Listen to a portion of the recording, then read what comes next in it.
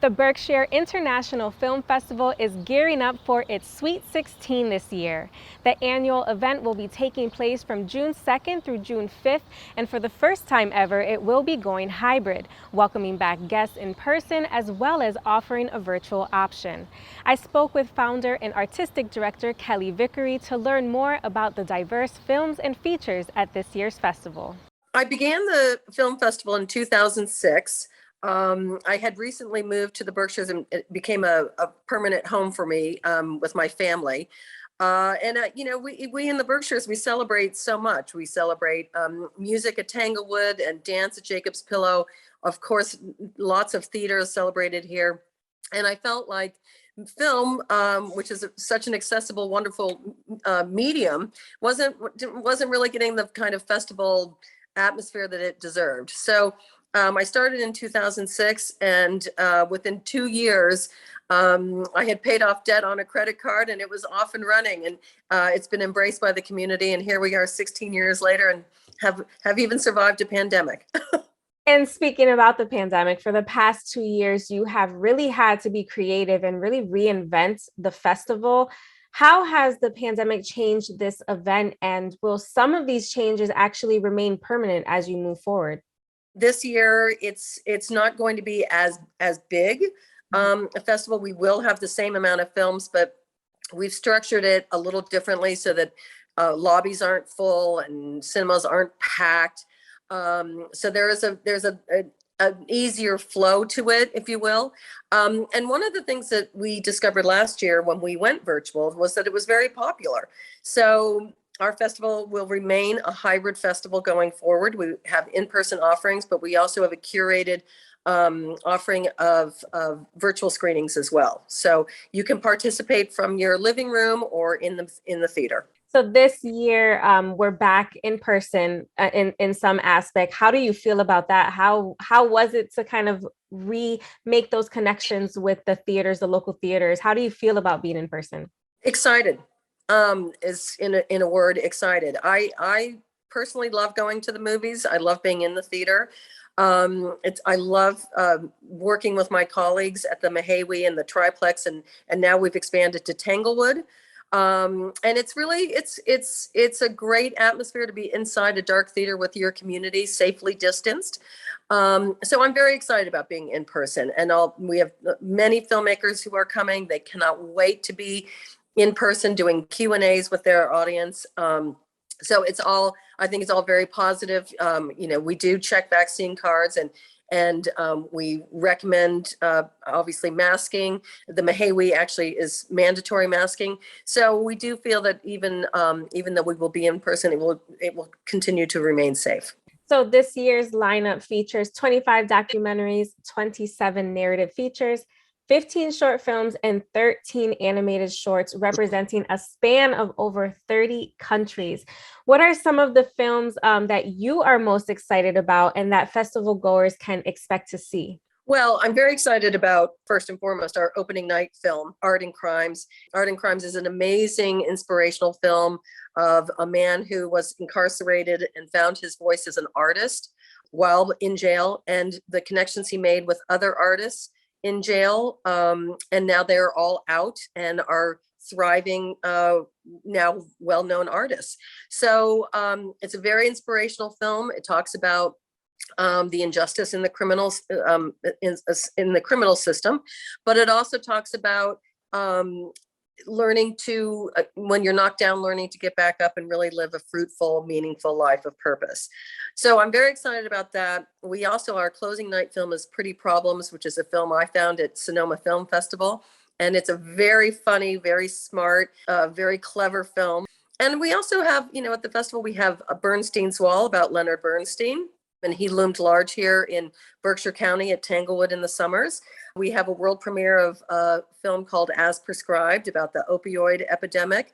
We have Marcel the Shell, and film A24 is putting out this summer about Marcel the Little Shell, which many of us know. And then we've wonderful shorts from Berkshire County and all over the world. So we've got a little bit of something for everybody. I mean, with all these wonderful films, I can imagine that it was difficult to curate the virtual screening. So, what went into that, into choosing what to include to be screened virtually for people?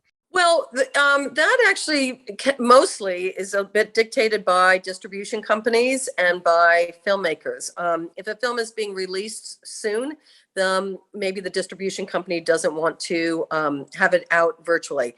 So there's parameters put on us by distribution companies and by filmmakers. But all the shorts can be seen online, and almost all the films, really. I mean, it's a great selection of films that can be seen virtually. So, in addition to the films during the festival, you also will be hosting special events and you're welcoming back your beloved Tea Talks also. So, tell me more about what you have planned beyond the films to be screened. Well, first and foremost, we are very thrilled and honored that we will be paying tribute to the incredible actress Alfre Woodard this year. She has been nominated for absolutely every award and won nearly everything possible in her in her career. She's one of the most prolific actors, and we are just so honored and proud to have her as our honoree. And then our Tea Talks, one is about women in film, the challenges and opportunities of women in film. We have award-winning directors, producers, and writers on that panel that we'll have at the Mahawi. And then we have Dawn Gummer, the artist Dawn Gummer, who will be coming. There's a short film that was produced by another famous artist, Stephen Hannock. And so we'll show that film and then be on the stage at the Mahawi with Dawn Gummer, Stephen Hannock, and the new director of Mass MoCA, Christy Edwards. When you take a look back at the 16 years that the Berkshire International Film Festival has been going around, you've welcomed more than 2,000 diverse films and you have brought countless people of the community together for this event. I think you described independent films as being transformative. So, can you talk to me about the power that these films have on individuals and even the community? Absolutely. I mean, we have a very strong center.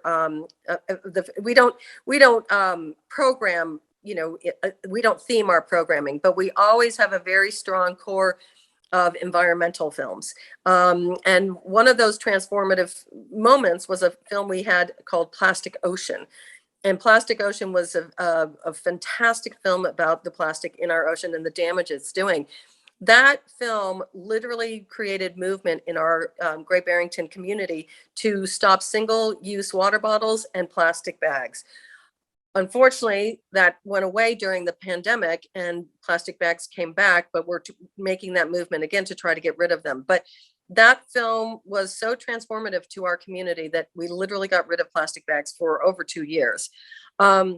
But there's so many films that are mental health films. We had a film, Running from Crazy, with Mariel Hemingway, and we partnered with one of the organizations here in Berkshire County, and we had countless people come up to me and say it was amazing. They've have mental illness in their family, and it gave them a context of which to grow, and they found out different communities that they could reach out to for help.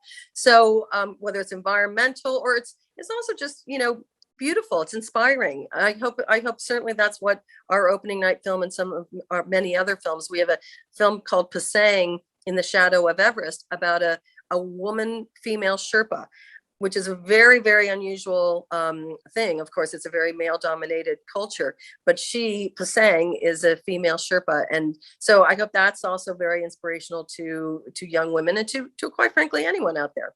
And then lastly, unfortunately, in this last year, we lost Lola Jaffe and Douglas Trumbull, who are two extremely talented individuals in the industry. This year's festival is dedicated to the both of them. Can you share with us the profound impact that they both had on the community and on this festival? Absolutely. Lola Jaffe, we wouldn't be using the Mahawi Theater, which she almost single-handedly brought back from almost being condemned as a beautiful turn of the century theater. And she renovated it, raised the money for it. It's one of the most beautiful theaters in our community and in the region, quite frankly.